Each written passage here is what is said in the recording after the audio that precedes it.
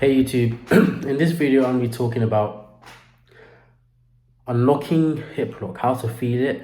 And I just want to quickly go over first by saying what hip lock is. Hip lock occurs when you extend your legs the maximum their amount they're actually able to. But it's not just backwards, it's up. The reason why it's up is because you're supposed to lift your knees up. I'll get to that later on in the video. But when you use a hip lock, you're able to get your maximum stride length with the mobility you currently have, which means if you want to widen the hip lock, you need to improve your mobility.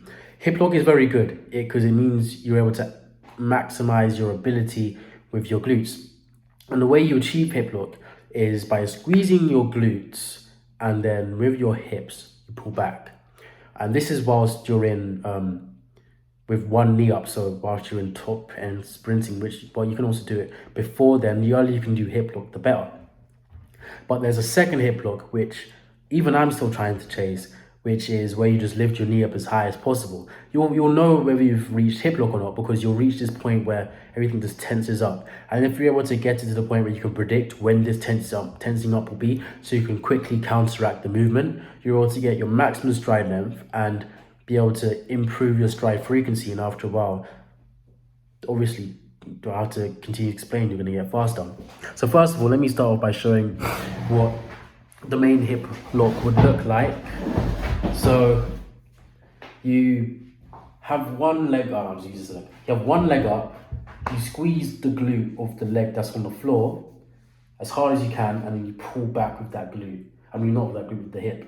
And as you do that, you're going to feel tightness. That tightness would be hip lock occurring, and that is a very important thing because that means if you want to get that whilst you're sprinting, you have the maximal stride length. Though it's important to note that the amount of movement you're going to be able to get whilst you're doing it, just standing up, is going to be a lot compared to whilst you're sprinting. Because when you're sprinting, what's going to end up happening is your legs actively going to move backwards as much as possible. In fact, even if you just stand normally and then try and move your leg backwards, you'd be able to kind of start to feel it. And the more you pull it back, the better it's going to be. But it's really more just a glute thing being able to achieve. Now, the second hip lock is when you sprint, most people try to sprint forwards, which is obviously the right thing to do, but that results in them trying to move their legs forwards. If you move your legs forwards, your leg's going to swing out and there's a 90-degree angle here. We don't want that. We want our leg to be like this, and to achieve this, the only way to do that is to have your leg basically points up. So to achieve the front hip lock, what you have to do is squeeze that hip and raise it up as much as you possibly can. And you also have to squeeze that glute, which is also going to allow you to get both hip locks. It's going to feel weird, but when you get that, you feel it, you're going to know, okay. And the reason why that second hip lock is important is because if you're able to achieve that, that means you're going to be able to put the maximal amount of force into the ground with every single step, because not only is your knee as high as it possibly can, so the recoil will be very good. If you did it properly, your leg, your hamstring and your calves are going to be like this, right next to each other.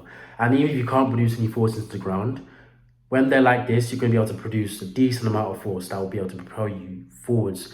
Because this is where you're the most elastic, essentially. The potential is the most elastic. And when you finally remove your legs like this, that elasticity starts to lose, which is why if you just drive your legs forwards, you're not going to be able to be as elastic. You're just using pure power. But if you're able to have your legs like this whilst they come through and then drop them down and then you hammer down into the ground, the amount of force you're being able to produce is a lot more than how you normally would be able to, which means you're able to increase the amount of force you're producing, which will also increase your stride length and increase the amount and improve your stride length. And if you're able to time these two correctly, well, then it's obvious that your stride length is going to increase and you won't feel that tightness because it will just quickly come. You won't be able to make it tappy. A bit hard for hip lock to achieve, but you want to be able to make it tappy, and your stride frequency will start to catch up to this improved stride length, so you're going to be able to get faster.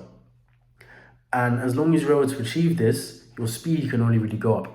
There's nothing else to really say on hip lock, because everything else other than that is just training to try and be able to put it into motion. So once you've been able to feel hip lock for the first time, this is a great way to feel it. Now you want to think, okay, how can I make sure I feel hip lock in other ways? Wickets. You want to feel You'll be able to feel hip lock when wickets start to get spaced out further and further, because everyone's first instinct when wickets start to get further to the point where they can't reach it is to swing out their front leg of the stride. Wrong. What you want to do is you want to hip lock, pull back with that back leg so that you're able to stretch over to that over and cross over that other wicket. And other than that, you've got drills. Most drills you should be able to forcefully activate hip lock, so you're able to prepare and train, so you get more and more used to the feeling of hip lock.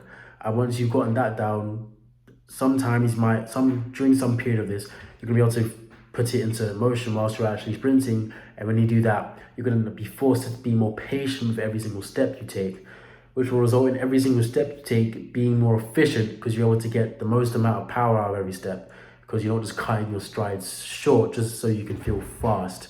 As long as you do that, your speed is only gonna be able to go up. If you like my video, like the video, let me know in the comment section below. Check the description, because anything I forget to say in the video, I always put in the description. And if you like my content, subscribe. Helps the channel out a lot. I post every 2 days at 1 p.m. Greenwich Mean Time. If you don't know when that is, just hit the bell and then you'll be notified instantly.